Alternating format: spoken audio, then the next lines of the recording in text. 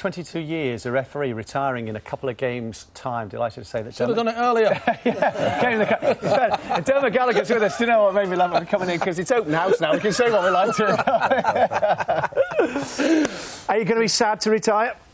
Yeah, of course I am, but nothing lasts forever. You know, I had a great run. Go on at 27, and 22 years later, it's time for me to make way for a 27-year-old, isn't it, really? Well, we're going to be talking about a charity you're involved in very shortly indeed, and you're going to be raising money. We'll talk about it as we go. But first, not surprisingly, referees are in the news.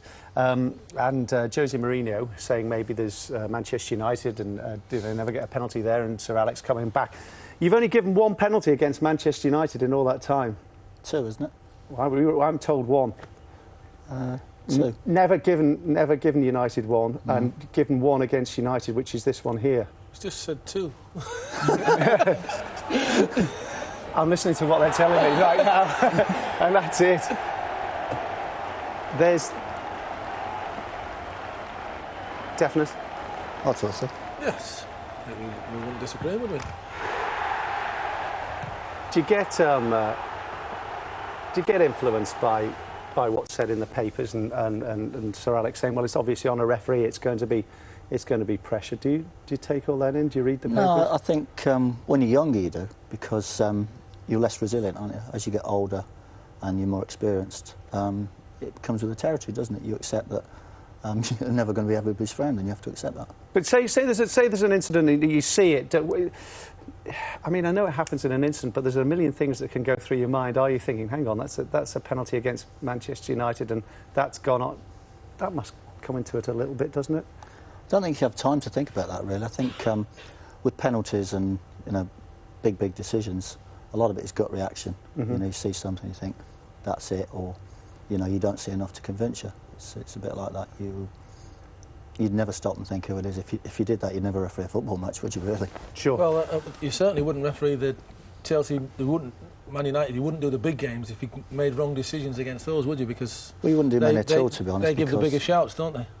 Well, you know, my boss looks at all our games on a Monday morning, and if he's not happy, you know, he sorts us out pretty quickly. And when you go to training camp on a Thursday, it's not nice to look at the videos if you made a mistake, so you try and eradicate them as much as possible. Let's have a look at a couple of penalties from the other week. This is Sheffield United, Luton Shelton and Gabby Ainsay. And the biggest thing I said on that, Dermott, and I always say it, is watch Ainsay's reaction. If he makes a perfectly good tackle, he doesn't do that. And that was Middlesbrough, John O'Shea. And that wasn't given. Oh, big decisions, and how much help and what kind of assistance are you looking for from your assistant? Well, as much as possible, really. It's a team game now.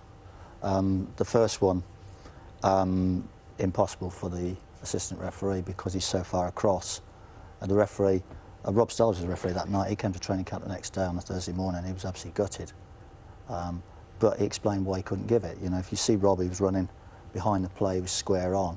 From where he looked, he got no chance of seeing it. And Sky TV proved that on the night, didn't it? Andy Gray slowed it down and showed it. As Rob said, you know, we have to be very accountable now.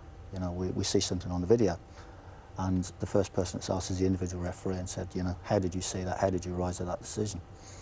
And Rob just said, I couldn't give it. He said, from my angle, the player shielded me. You know, I didn't see the ball deflect, and he gave it the big no foul.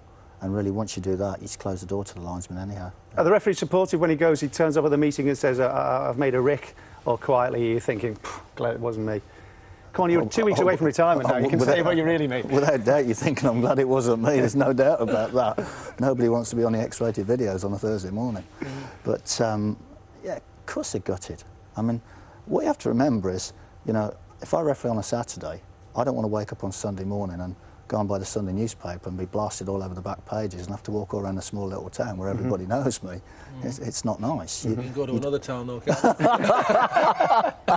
And get the same abuse. I mean, I go around football clubs all the time. I speak to all the Premiership managers, the Championship managers, and the biggest thing that they are saying now is they changed the title of the linesman to assistant, but they don't assist. They've got their microphones on, but they don't assist. The man in the middle is still making that decision without any consultancy from the assistants. Well, having said that, I have to tell you that obviously for me, so long on, to have the monitors, the earphones, is a major change to me, because I've grown up in the old world of, you know, the linesman has a stick and the referee has a whistle and that's the end of it. But you'd be surprised how much they talk. I mean, so much so that the fourth official has an interceptor, so he only presses it when he talks. And one of my linesmen talks so much that I actually give him an interceptor now. And so they do fill your ear full of stuff. I'm not saying it's all practical, but you know, they do assist a lot more than you probably imagine. Do you chat to them, Gary? Do you get a chance to chat to them? I'm a chatterer on. I always talk, and I don't mind refs making mistakes, because everyone makes mistakes. We do as well, as Cammy pointed out before. A lot. But, I think as I've got older, I've mellowed a bit with the refs, and you know, everyone makes mistakes, and as long as the refs say, hold their hands up and say, well, I might have missed that one. That's all you can say, you know. If they say, well, I missed it, or I saw it like that, then OK, no problem. Has it changed from a player's perspective, a referee, to you, to when you're a manager? Do you see it differently, or do you still treat them with the same disdain you always did? No, I treat them with a lot more respect now, because it is a hard job, and even harder because the game's so fast. When I was at Rangers, I used to think that everybody was against Rangers, or when you're with the old firm, that we got nothing. And now when I'm at Motherwell and outside the old firm, I think that the old firm get everything. And I think it's probably the same with the big guns down in England as well. It's that sort of feeling. But I'd like to ask you a question here. You know, is there ever a decision that you've given where you've not been quite sure, but you've still given it? You know, do you have to be totally convinced before you say, do give the free kick or do give the penalty? I think when you're giving big decisions, you have to be 100% sure. There's no doubt about it. You know, one of the accusations about referees is you'll give something in the halfway circle that you won't give a penalty. Right. I don't think there's any doubt about that. We can't hide from that fact. But we have to remember is when you're given a penalty, the ramifications are so much more that you have to be 100%. Whereas the ones in the middle of the park, you go with your feeling. Yeah, that looks right, whatever. Whereas the one in the penalty, that's got to be right, especially as. But don't you get a feeling then? Because we do as footballers, don't we? We know when we see something in real time, we've made a decision ourselves and what we think it is. And I'm not saying we're always 100% right, but more times than not, we're right. And it's a gut feeling because it's something that you've seen on a regular basis. That's what I said earlier. It is a gut reaction, you know, and it's the same with us. There's no doubt about it. We don't get everything 100% right, and we never will. But shouldn't you just go with your feeling anyway? Yeah, you do. In the penalty box, the same as you do outside the box. I think you do, without doubt. You know, my gut reaction is, yeah, that's a penalty or that's not a penalty. And you stand or fall by your big decisions, really. You know, with all due respect, I know every decision's important, but nobody really looks back on a throw-in on the halfway line. But, you know, you make a penalty decision that knocks somebody out the cup, that's a massive decision. You want to get it right. You want to...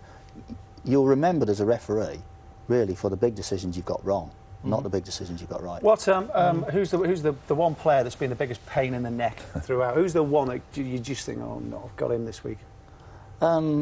It could be almost anybody. Don't give me all that one. No. Come on, you've got to. Come on, when's the book coming out? Yeah, come on. I know I can read the book now. He was the. Come on, give us the name. The one who did, in fairness, the one who did me the biggest disservice ever. I pride myself on being polite and courteous, and I refereed West Ham on Boxing Day 2002, and you actually reviewed the sending off. And Thomas Repka chased me from the halfway line. Big lad as well. The centre circle. And he just read me my fortune. And when you showed it, I think your words were, look at the referee's face, you know he's really said something to upset him. And I red carded him. And ironically, 3.5 years later, I was fourth official on his last game and was knocking the door and he said, can I see you outside? And I thought, Christ, he's going to punch my head in. And I'll be out in a minute. He come to apologise. It took 3.5 years, but he came to say sorry. Fair dues. Well done, Thomas Repka. We like that. We'll talk more with Dermott as we go.